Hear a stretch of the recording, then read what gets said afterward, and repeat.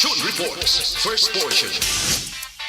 Mga preska ng mga balita, updates sa mga insidente kagabi. Action Reports, first portion, diri sa Action Radio. Kagkaroon ang inyo alagad. Aksyon Fred Salanga karon nga adlaw Martes, pitsa 8 na bulan sang Marso tuig 2022. Action Radio.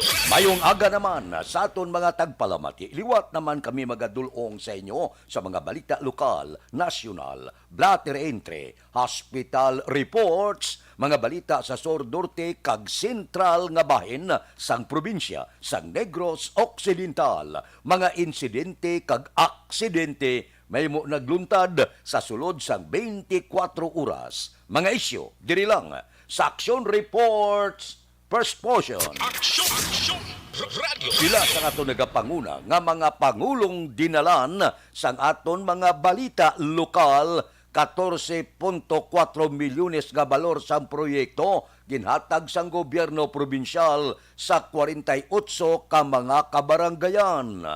42 ka persona na dakpan illegal nagapangisda sa banwa sang ilog. Mga balita nga natipon naton sa tercer distrito. Balita nasyonal, isyu naton karon nga aga. Ginpahayag sang representante sang Albay, Joey Salcida, nga moral obligation ni Presidente Rodrigo Duterte nga magpatawag sang special session sa Kongreso. May angot sa padayon nga pagtaas sang presyo sang gatong. Suno kay Salcida, kung tubtob Marso 15, nagapabilin masubra sa $100 ang kada bariles ang gatong, kinahanglan na magpatawag sang special session ang presidente. Dugang pa ni Salcida, obligasyon sang presidente nga maghatag sang relief sa tao bangod nagakahulugan ini sang masubra 75 kadlaw nga pag-antos sang pumuluyo. Dapat ang mga nagaupang sa pagbulig sa gobyerno sa pagpatong sa mataas nga presyo sang gatong gintalakay na ang pag-amindar sang pila ka mga layi katulad sang oil deregulation law dapat amindahon o kakasona sa kasaysayan sang pungsod bangod isa ini siya nga nagapalala pagid sa kahimtangan sa presyuhanay sang gatong. Amo ni dako nga problema kung magamo ang iban nga pungsod apektado kita bisan na gid lang sa presyo sang gatong. Kabay pakunta niya nga mahusay ang gamo sa Russia kag Ukraine. Apang padayon ang pagbombardiyo sang Russia kag daw gapamahog pa nga ining karon paguntat sang tanan-tanan sang mga bangko sang Russia. Pati bisa kag iban pa ginpauntat siling ni Putin niya daw gapatibaan ini nga luyag nyugid ang gira. Action Radio Philippine Standard Time, las 4:04. Balikan ta kamo pagkatapos ini. Ang inyong mabatian, isa ka binayaran nga programa kung anuman ang ginhambal sa nato.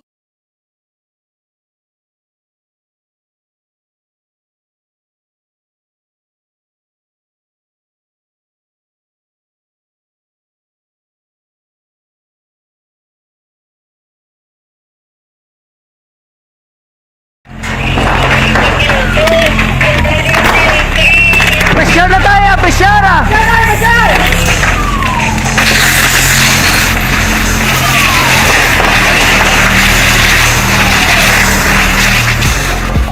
Every day is Fire Prevention Day. Gani importante nga maihibalo kita kung paano malikawan ang sunog. Yari ang pila ka mga action tips angot sa fire prevention. Sa tion nga maghalin sa balay, siguraduhon nga naka-unplug ang tanan nga saksakan.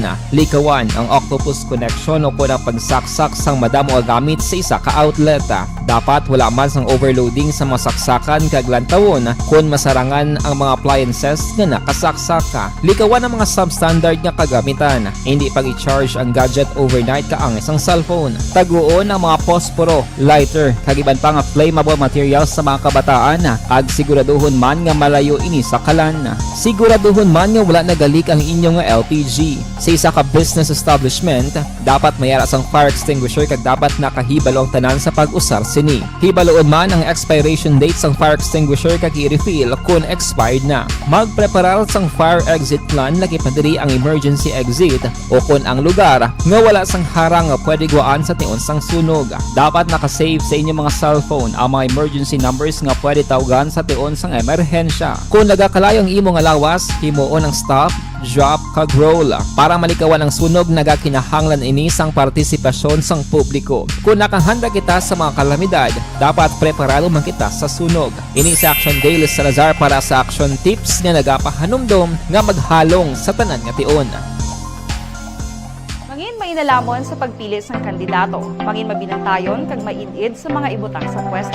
Umpisahi ang pagbago paagi sa wais sa pagpili karon nga eleksyon. Yari ang pila ka mga tips para sa wais may nalamon kag insakto nga pagpili sang pagabutohon. Una, maghimo sang listahan sa mga kandidato kag maghimo sang listahan sang posible iboto. Ini ang pwede mo ibase sa ila plataporma kag mga panindugan sa kada isyu. Ikaduha, kibalua ang mga isyu o kung tupiko nga importante sa imo bilang isa ka botante. Magdesisyon kung ang para sa imo nga tupiko nga dapat hatagan sang pagtamod, isyu kaangay sang government transparency, human rights, unemployment, korupsyon, kapigaduhon, mataas nga crime rate, rural area development, mga environmental issues kaangay sang polusyon, COVID-19 kag iban pa. Ikatatlo, kilalaha ang mga kandidato. Agud nga mas makilala ang mga kandidato, i-konsiderar ang pila ka mga puntos kaangay sang paglantaw sang debate kag public discussion sang mga kandidato kag hibalua ang leadership background o kon eksperyensya sa pagpamuno kag performance sa isa ka kandidato. Ikaapat kag ang labi nga importante sa tanan,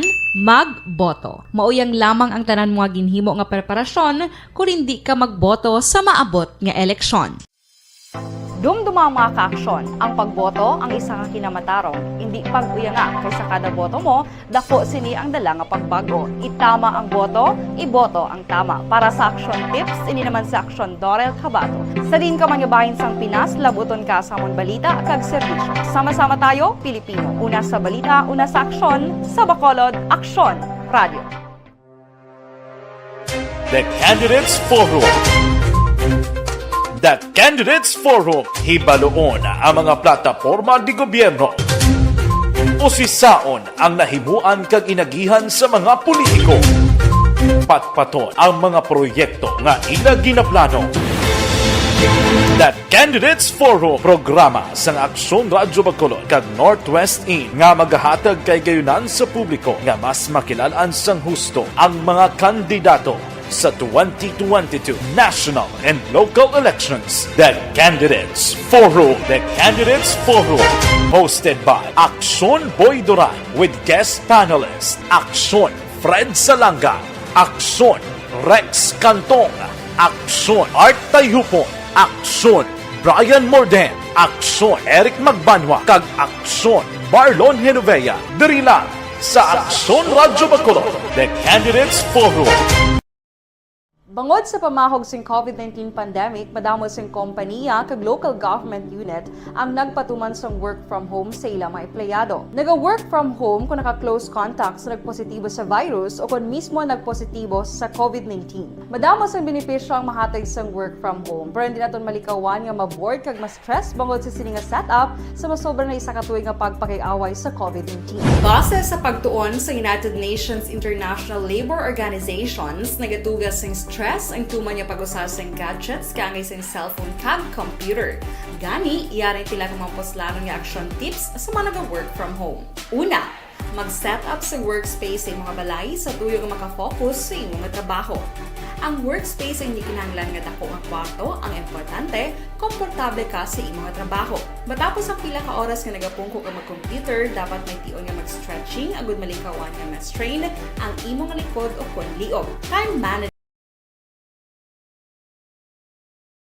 Philippine Standard Time, las 4:10. Aber pasiplatanta ang palibot sang syudad sa Bacolod.